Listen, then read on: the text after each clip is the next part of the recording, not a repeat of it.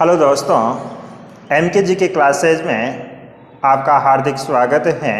आज हम भारत के स्थिति विस्तार और नामकरण के बारे में चर्चा करेंगे। सबसे पहले देखें नामकरण के संबंध में, तो भारत को किन किन नामों से जाना जाता है। सबसे पहले भारत है, इसके अलावा हिंदुस्तान है और इंडिया के नाम से है वो जाना जाता है। सर्वप्रथम देखें भारत के संदर्भ में, तो यहाँ पर भरत नामक शासक है वो हुआ करते थे और उनकी संतान भारतीय कहलाई, और जिस क्षेत्र में भारत की संतान निवास करती थी उस क्षेत्र को भारत है कहा गया। सर्वप्रथम भारत शब्द का उल्लेख है वो किस में मिलता है, तो सर्वप्रथम उल्लेख है वो मिलता है पुराणों में। सर्वप्रथम उल्लेख है वो मिलता है पुराणों में। किस पुराण में मिलता है, तो वायु पुराण में भारत शब्द का उल्लेख है वो मिलता है। इसके अलावा देखें वैदिक काल में भारत को किस नाम से जाना जाता था, तो वैदिक काल में भारत को ब्रह्मवर्त के नाम से है वो जाना जाता था। इसके अलावा आर्यावर्त है उसके नाम से भी जाना जाता था।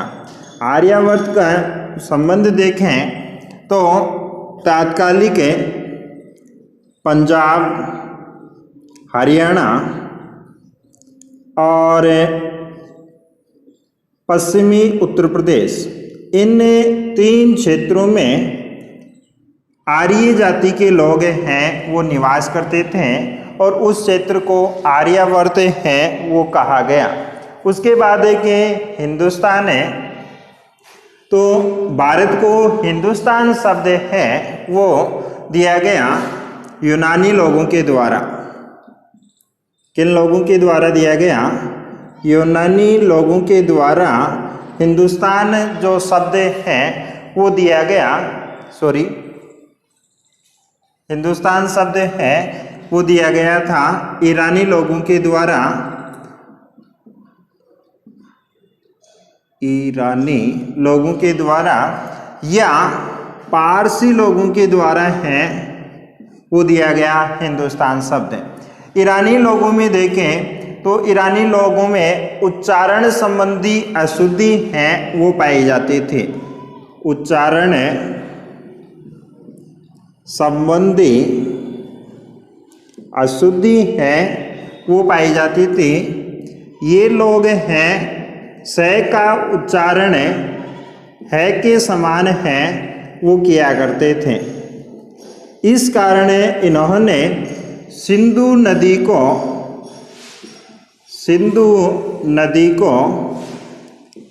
हिंदू नदी है वो कहा, और इस हिंदू नदी के आसपास के क्षेत्र को हिंदुस्तान नाम है वो दिया गया। फिर आते हैं तीसरा इंडिया। इंडिया में देखें किनकी देन है, इंडिया शब्द यूनानी लोगों की देन है। किन लोगों की देन है, यूनानी लोगों की देन है। यूनानी लोग हैं सिंधु नदी को इंडस नदी है वो कहा करते थे। इंडस नदी है कहा करते थे, और इस इंडस के आसपास के क्षेत्र को इंडिया है वो कहा गया। तो दोस्तों ये था भारत का नामकरण। भारत शब्द का सर्वप्रथम उल्लेख पुराणों में मिलता है। किस पुराण में मिलता है, वायु पुराण में मिलता है। उसके बाद देखें तो हिंदुस्तान शब्द किन लोगों के द्वारा दिया गया, ईरानी लोगों के द्वारा या फिर जो पारसी लोग हैं उनके द्वारा दिया गया। इनमें क्या था, उच्चारण संबंधी अशुद्धि है वो पाई जाती थी। ये लोग स को है उच्चारित किया करते थे, जिस कारण सिंधु नदी को क्या कहा गया, हिंदू नदी कहा गया। और इस हिंदू नदी के आसपास के क्षेत्र को क्या नाम दिया गया, हिंदुस्तान नाम है वो दिया गया। तीसरा आता है इंडिया। तो यूनानी लोगों की देन है इंडिया शब्द। क्यों? सिंधु नदी को इंडस के नाम से है वो जानते थे, और इंडस नदी के आसपास के क्षेत्र को क्या कहा गया, इंडिया है वो कहा गया। वैदिक काल की बात करें तो वैदिक काल में भारत को ब्रह्मवर्त, आर्यावर्त के नाम से जाना जाता था। वैदिक काल से पूर्व की बात करें तो जम्बू द्वीप है वो काम में लिया जाता था। उसके बाद देखें स्थिति में देखें तो एक होती है अक्षांशीय स्थिति, अक्षांशीय स्थिति, और दूसरी है वो होती है देशांतरीय स्थिति। यानी कि अक्षांशों के आधार पर है और दूसरी देशांतरों के आधार पर है वो होती है। अक्षांशीय स्थिति के आधार से पहले हम देखेंगे कि अक्षांश है वो क्या होता है, अक्षांश रेखा है वो क्या होता है, देशांतर किसे कहते हैं, इसके अलावा इनकी संख्या है वो कितनी होती हैं, विशेषताएं हैं वो क्या क्या होती हैं। तो सबसे पहले देखिए हमें कि अक्षांश है वो क्या होता है। अक्षांश में देखें तो अक्षांश कहेंगे भूमध्य रेखा के उत्तर या दक्षिण में, भूमध्य रेखा के उत्तर या दक्षिण में स्थित किसी स्थान की कोणात्मक दूरी उस स्थान का अक्षांश है वो कहलाता है। अब देखें ये ग्लोब है और ग्लोब के मध्य से गुजरती है 0 डिग्री अक्षांश, इसी का दूसरा नाम है भूमध्य रेखा। भूमध्य रेखा क्यों कहा जाता है? क्योंकि यह पृथ्वी के मध्य भाग से गुजरती है, जिस कारण भूमध्य रेखा है वो कहा जाता है। और इसी का दूसरा नाम है विषुवत रेखा। विषुवत रेखा, विषुवत रेखा क्यों कहा जाता है? क्योंकि इस रेखा पर एक वर्ष में 2 बार विषुव की स्थिति है वो बनती है, जिस कारण विषुवत रेखा है वो कहा जाता है। अब देखिए विषुव क्या होता है? तो विषुव सूर्य की वह स्थिति है जिसमें किसी रेखा पर लंबवत चमकता हो सूर्य, तो उस स्थिति को विषुव है वो कहा जाता है। यहाँ से देखिए भूमध्य रेखा के उत्तर, ये उत्तर हो गया, या दक्षिण, ये दक्षिण हो गया। इन दोनों भागों में कोई स्थान है तो मान लो ये स्थान है, इसकी कोणीय दूरी तो ये केंद्र हो गया, और यहाँ से यानी कि ये जो कोणीय दूरी है वो क्या कहलाता है? अक्षांश कहलाता है। मान लो ये कोण 15 डिग्री का है तो इस स्थान का अक्षांश है वो कितना होगा? 15 डिग्री अक्षांश है वो होता है। उसके बाद देखें कि अक्षांश रेखा है वो क्या होती है। अक्षांश रेखा यानी कि एक समान अक्षांशीय मान को मिलाकर खींची गई काल्पनिक रेखा है वो अक्षांश रेखा होती है। अक्षांशों की कुल संख्या देखें,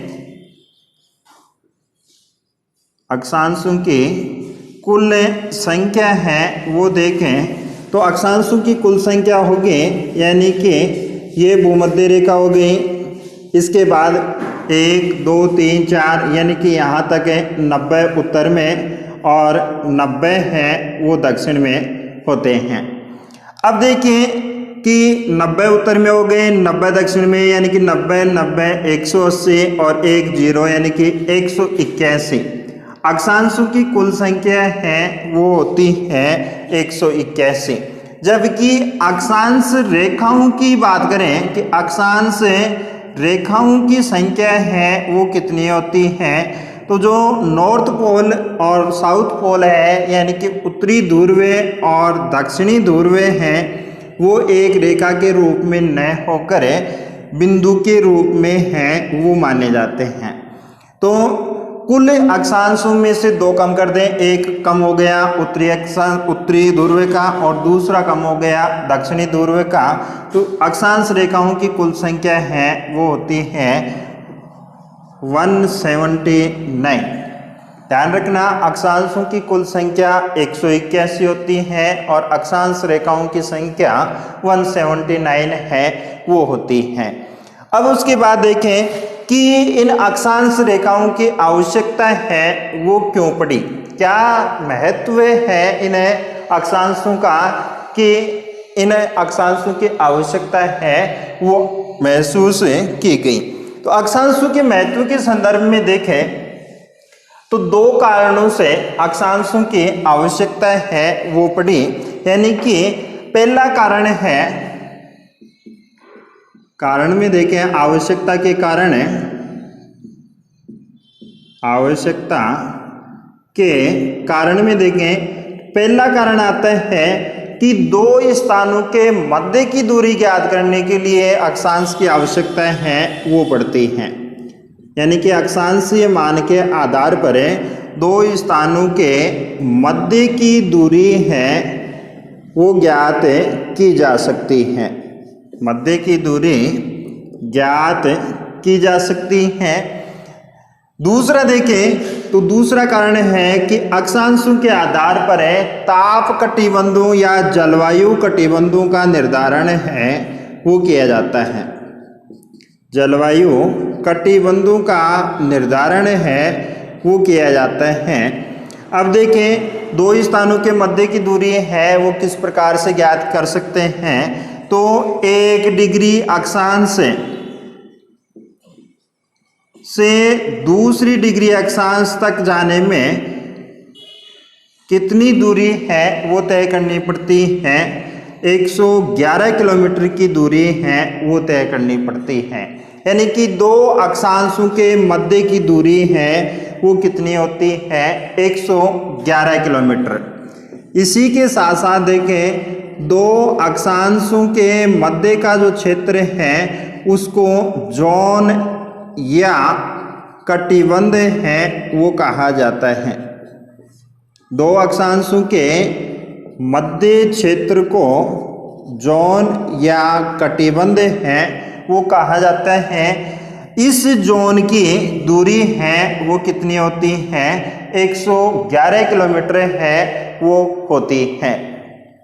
उसके बाद देखें कि इनकी और क्या कौन कौन सी विशेषताएं होती हैं अक्षांशों के। तो भूमध्य रेखा के समानांतर हैं वो होती हैं, किसके समानांतर होती हैं, भूमध्य रेखा के समानांतर हैं वो होती हैं। इसके अलावा देखें कि भूमध्य रेखा से जब हम ध्रुवों की ओर जाएंगे, भूमध्य रेखा से जब हम ध्रुवों की ओर जाएंगे तो कौन कौन से परिवर्तन हैं वो देखने को मिलेंगे। देखें ये हो गई भूमध्य रेखा, ये हो गया नॉर्थ पोल यानी कि उत्तरी ध्रुव, और ये हो गया साउथ पोल यानी कि दक्षिणी ध्रुव। तो भूमध्य रेखा से ध्रुवों की ओर जाने पर कौन कौन से परिवर्तन हैं वो देखने को मिलते हैं। पहला सर्वप्रमुख परिवर्तन है वो देखने को मिलता है तापमान में कमी, तापमान में कमी है वो देखने को मिलती है।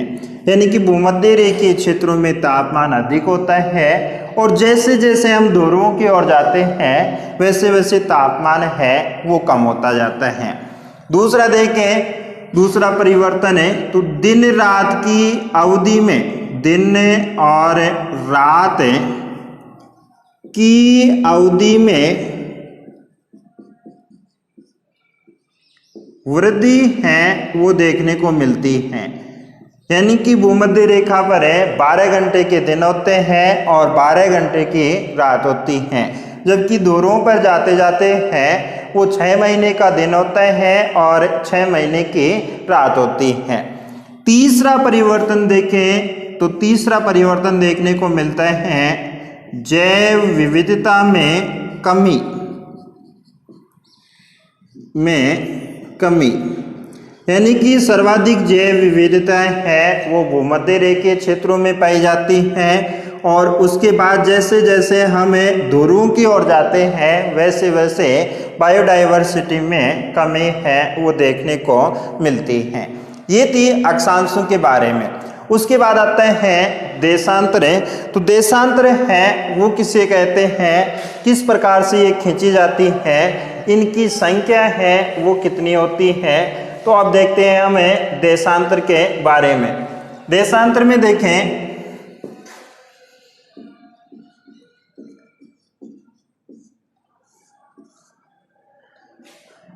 तो जिस प्रकार से भूमध्य रेखा होती है बीचों बीच, उसी प्रकार देशांतरों में होता है 0 डिग्री देशांतर।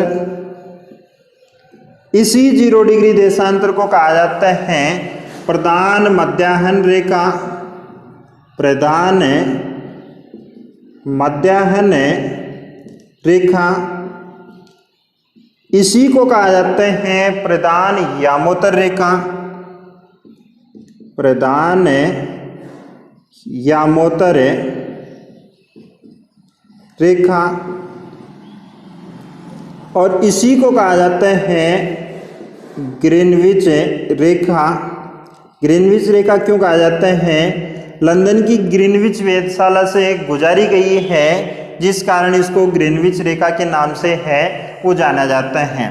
साथ ही साथ इसको कहा जाता है विश्व की मानक समय रेखा। विश्व की मानक समय रेखा है वो कहा जाता है किसको, 0 डिग्री देशांतर को। नाम कौन कौन से हो गए, प्रधान मध्याह्न रेखा, प्रधान यामोत्तर रेखा और ग्रीनविच रेखा। इसके अलावा विश्व के मानक समय रेखा है वो भी क्या है, 0 डिग्री देशांतर है। अब देखिए देशांतर कहेंगे किसे, इस 0 डिग्री के पूर्व, यानी कि ये पूर्व हो गया, या पश्चिम ये हो गया पश्चिम में, पूर्व या पश्चिम में स्थित किसी स्थान की कोणीय दूरी है वो क्या कहलाती है, देशांतर कहलाती है। अब देखें कोणीय दूरी है, ये हो गई कोणीय दूरी, ठीक है। ये क्या कहलाएगा, इस स्थान का देशांतर है वो कहलाएगा। तो देशांतर किसे कहेंगे, ग्रीनविच रेखा के पूर्व या पश्चिम में स्थित किसी स्थान की कोणीय दूरी उस स्थान का देशांतर है वो कहलाता है। अब देखिए देशांतर हो गया, किस प्रकार से खींची जाती है, तो ये उत्तर से दक्षिण दिशा की ओर खींची है जाती है। किस दिशा से खींची जाती है, उत्तर से दक्षिण की ओर खींची जाती है, यानी कि किस प्रकार से होती हैं, लंबवत होती हैं। कैसी होती हैं, लंबवत है वो होती है, ध्रुवों पर जाकर एक बिंदु के रूप में मिल जाती हैं।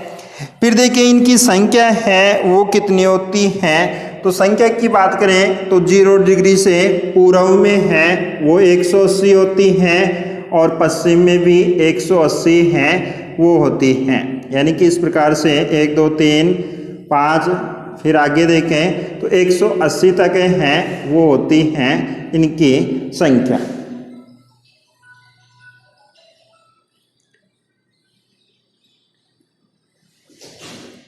अब देखिए दो अक्षांशों के मध्य क्षेत्र को क्या कहा जाता है या किस नाम से जाना जाता है, तो दो देशांतरों के मध्य का जो क्षेत्र है उसको कहा जाता है गोरे। दो देशांतरों के मध्य का जो क्षेत्र है वो गोरे कहलाता है। इनकी संख्या की बात करें, देशांतरों की कुल संख्या है वो कितनी होती है, तो देशांतरों की कुल संख्या 360 है वो होती है। देशांतरों की कुल संख्या 360 होती है। क्यों होती है? क्योंकि जो 180 डिग्री हैं वो दोनों तरफ एक ही देशांतर है वो होती है, न कि दो देशांतर होती हैं। यानी कि एक तरफ 180 होंगी और एक तरफ है 179 होंगी। 180 देशांतर है वो पूर्व या पश्चिम एक में ही काउंट की जाती हैं, इस कारण इनकी संख्या 360 होती है। अब देखिए देशांतर की आवश्यकता क्यों पड़ती है या क्या महत्व है, तो देशांतर के कारण देखें तो समय की गणना है वो की जाती है। समय की गणना है वो किसकी सहायता से की जाती है? देशांतर की सहायता से है वो की जाती है। फिर देखिए 1 डिग्री देशांतर को सूर्य के सम्मुख आने में कितना समय है वो लगता है, तो 1 डिग्री देशांतर को सूर्य के सामने से गुजरने में 4 मिनट का समय है वो लगता है। इस प्रकार से समय की गणना है वो की जाती है। ये हो गया आपका देशांतर और अक्षांश के बारे में सामान्य जानकारी। उसके बाद देखते हैं हमें भारत की अक्षांशीय स्थिति और देशांतरीय स्थिति के बारे में। तो देखें भारत के अक्षांशीय और देशांतरीय स्थिति के बारे में। अब देखिए भारत की अक्षांशीय स्थिति के बारे में, तो भारत की अक्षांशीय स्थिति में देखें तो एक तो आती है मुख्य भूमि का अक्षांशीय विस्तार है और एक आता है भारत का अक्षांशीय विस्तार।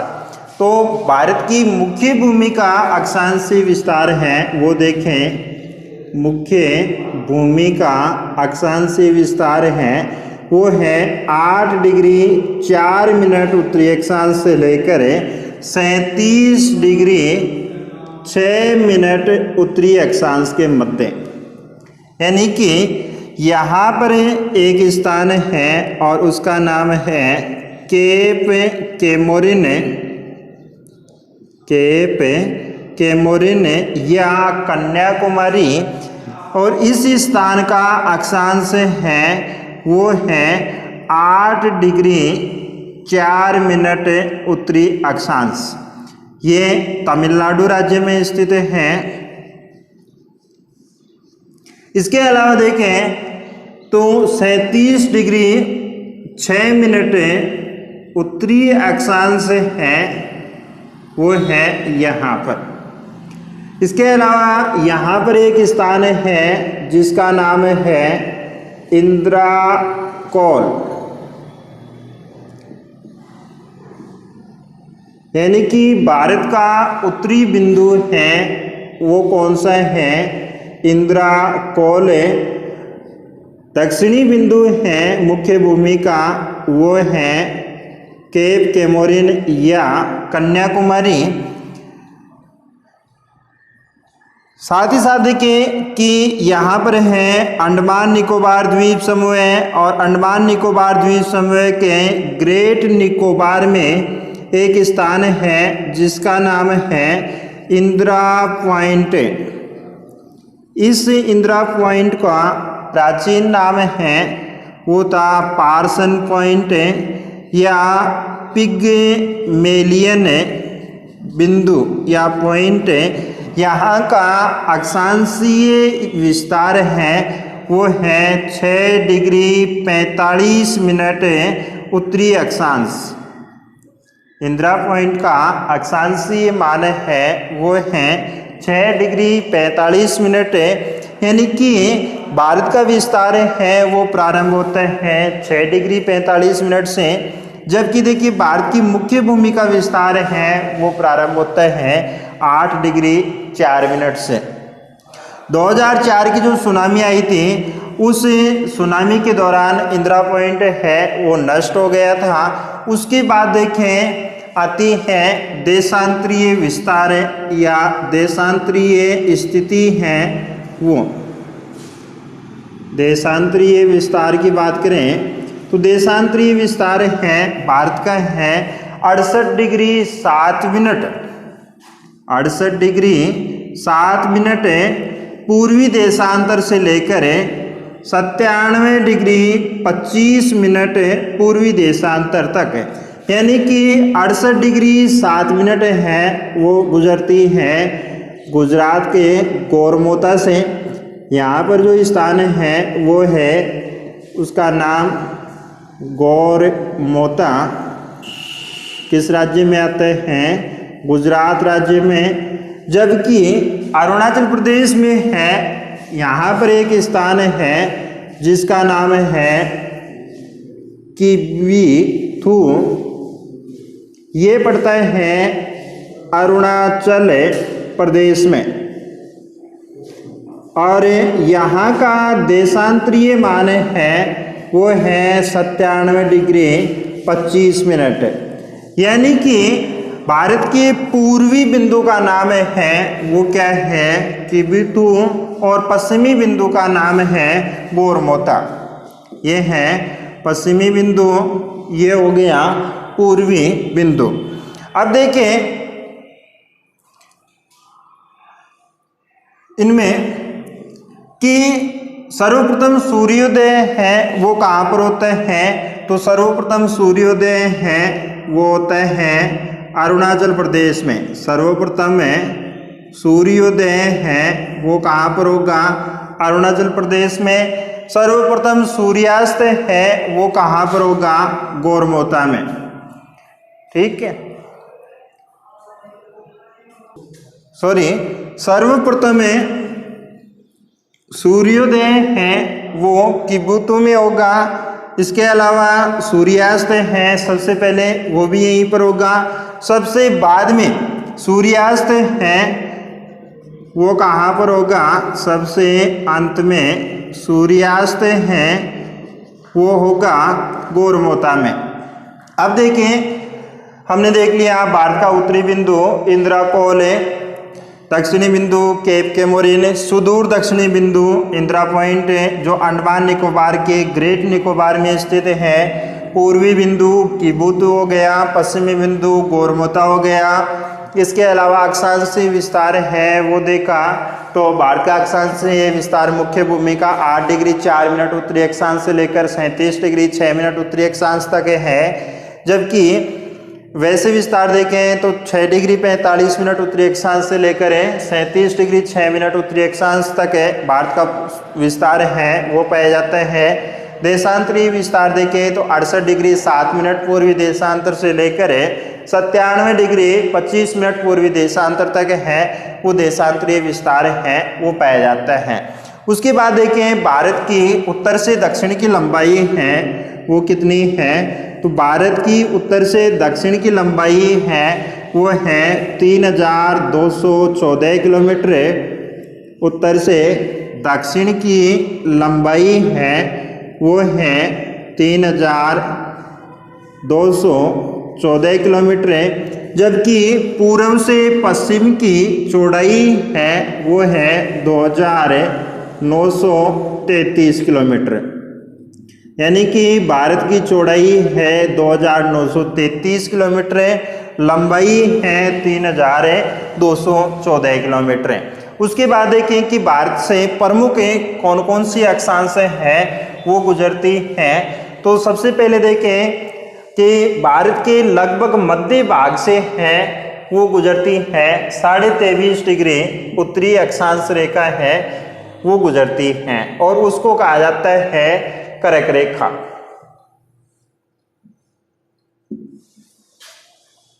जो भारत को लगभग 2 समान भागों में है वो बांटती हैं।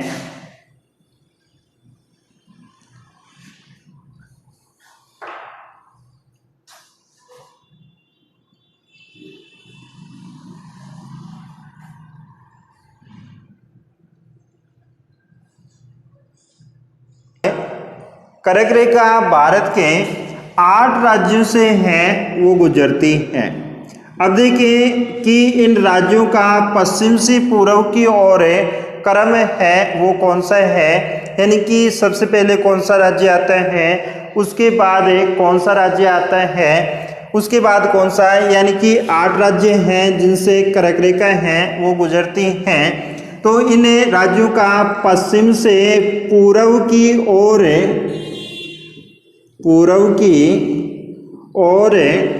क्रम देखें तो उस क्रम के लिए हम देखते हैं कि कौन कौन से राज्य हैं क्रम वाइज। तो उसके लिए गुजरात, रामका, छज्जे पर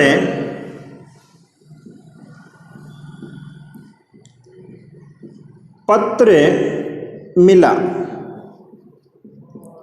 गुजरात से देखें तो गुजरात से गुजरात, से राजस्थान, में से मध्य प्रदेश, काका कुछ बनेगा नहीं, 6 से छत्तीसगढ़, जैसे झारखंड, पर का भी कुछ बनेगा नहीं। फिर देखिए पत्र में, तो पत्र में पैसे पश्चिमी बंगाल, त्रय से त्रिपुरा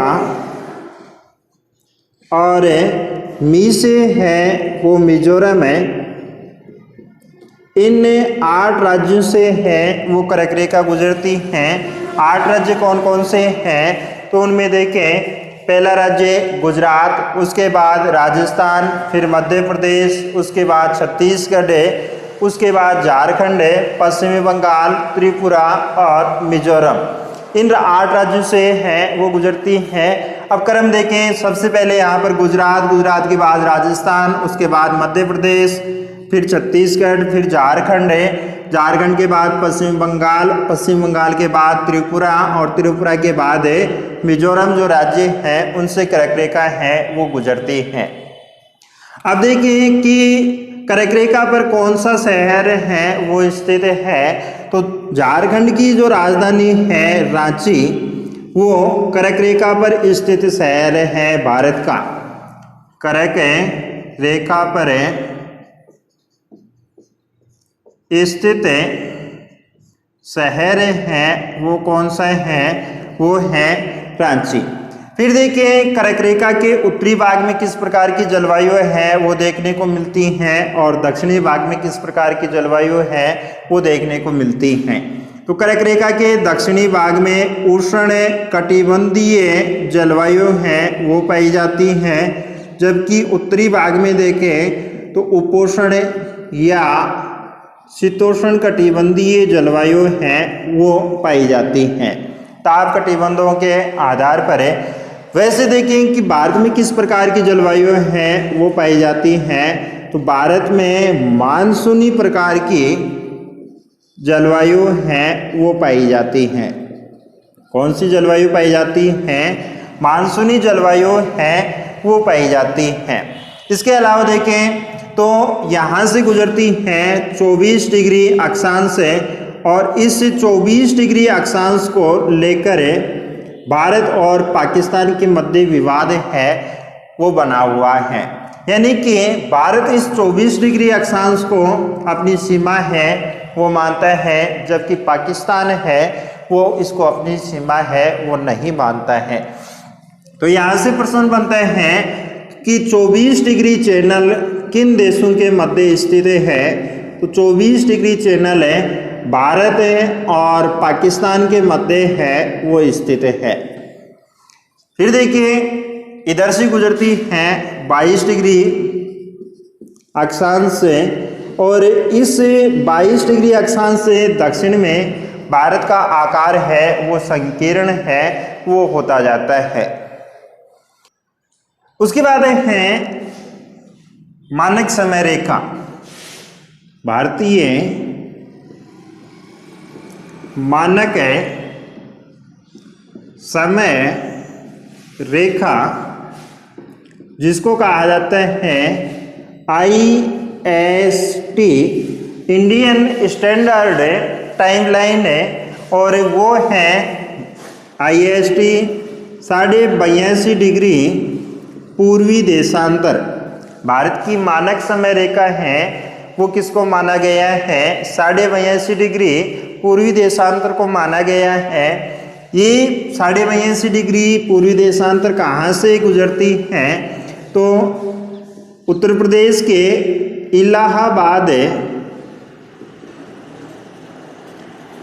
के नैनी कस्बे से गुजरती हैं। इलाहाबाद के नैनी कस्बे से गुजरती है कौन? IST। वर्तमान में इस इलाहाबाद को प्रयागराज के नाम से है वो जाना जाता है। वर्तमान में देखें तो इलाहाबाद को किस नाम से जाना जाता है? प्रयागराज के नाम से है वो जाना जाता है। यहाँ का कस्बा है नैनी कस्बा। कई बुक्स में मिर्ज़ापुर हैं वो भी मिलता है, तो मिर्ज़ापुर के अधीन ही नैनी कस्बा है वो आता है। इस कारण इस प्रकार का क्वेश्चन है ऑप्शन के आधार पर हल किया जाता है। यदि ऑप्शन में नैनी न होकर मिर्ज़ापुर है तो आपका आंसर है वो मिर्ज़ापुर होगा, अन्यथा आंसर है वो नैनी होगा। अब देखिए ये 82.5 डिग्री पूर्वी देशांतर भारत के कितने राज्यों से गुजरती हैं? तो 5 राज्यों से हैं वो गुजरती हैं। 5 राज्य हैं वो कौन कौन से हैं? तो ये हैं 82.5 डिग्री पूर्वी देशांतर किन किन राज्यों से गुजरती हैं? पहला राज्य यहाँ पर आ गया उत्तर प्रदेश, उसके बाद मध्य प्रदेश, उसके बाद छत्तीसगढ़, छत्तीसगढ़ के बाद उड़ीसा, और उड़ीसा के बाद 5वां राज्य है वो आता है आंध्र प्रदेश। यानी कि IST भारत के कितने राज्यों से गुजरती हैं? 5 राज्यों से। वो 5 राज्य कौन कौन से हैं? पहला राज्य है वो आता है उत्तर प्रदेश, उसके बाद मध्य प्रदेश, उसके बाद छत्तीसगढ़, छत्तीसगढ़ के बाद उड़ीसा, और उड़ीसा के बाद आंध्र प्रदेश। इन 5 राज्यों से हैं वो गुजरती हैं IST। अब देखिए IST है GMT से कितना आगे चलती हैं? तो IST GMT से 5 घंटा 30 मिनट है वो आगे चलती हैं। GMT का मतलब है वो होता है ग्रीनविच मीन टाइम। जो विश्व की मानक समय रेखा है उससे 5.5 घंटा आगे चलता है इसका समय। प्रत्येक देश की एक मानक समय रेखा है वो होती है, और मानक समय रेखा की स्थापना के समय 7.5 डिग्री का गुणांक है वो रखा जाता है। ध्यान रखना कि मानक समय रेखा की स्थापना के समय गुणांक है वो कितना रखा जाता है? 7.5 डिग्री का गुणांक है वो रखा जाता है। प्यारे दोस्तों, आप सबका प्रोत्साहित करना हमें बहुत अच्छा लगता है, और अधिक प्रोत्साहित करने के लिए हमारे वीडियो को लाइक, शेयर और हमारे चैनल को सब्सक्राइब करें। आपका बहुत बहुत धन्यवाद।